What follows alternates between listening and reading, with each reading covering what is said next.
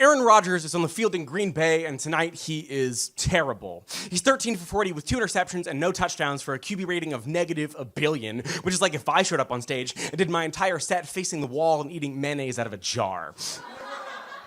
Aaron Rodgers, probably the best quarterback to ever play the game, has those bags under his eyes that tell me he's been eating a lot of cold mac and cheese in bed with the lights off. Aaron Rodgers looks how I really feel when I say I'm doing great. Aaron Rodgers makes $22 million a year, and yet he still looks like his dog bit him after calling him a selfish person.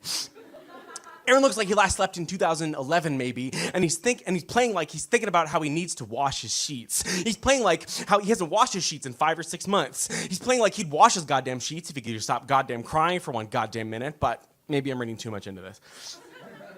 I find myself saying out loud, how is he depressed? He makes so much money and his life is perfect. And how much does that sound like the last time someone said to me, how are you sad when you have your dream job? Or you get paid to do your art and you're in perfect health and you're engaged to someone who loves you. You don't have any reason to be depressed, but there doesn't have to be a reason.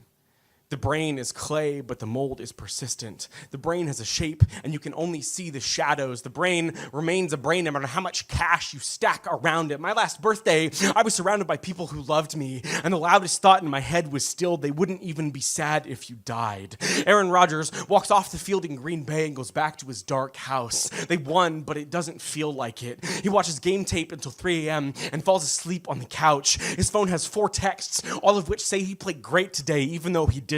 Everyone says good game instead of how can I help. I'm gonna leave this stage, go to the green room, and then back to the hotel where the TV will silently show me homes I will never own. People are smiling and having dinner parties while I fail to fall asleep. The question isn't, why are you sad? Or even how can I fix it? The question is, do you need a blanket? Can I get you some ginger ale? What's your therapist's number? What kind of sandwich? Where does it hurt? What does the darkness want? Where is it quiet? And how do we get there? How can I help?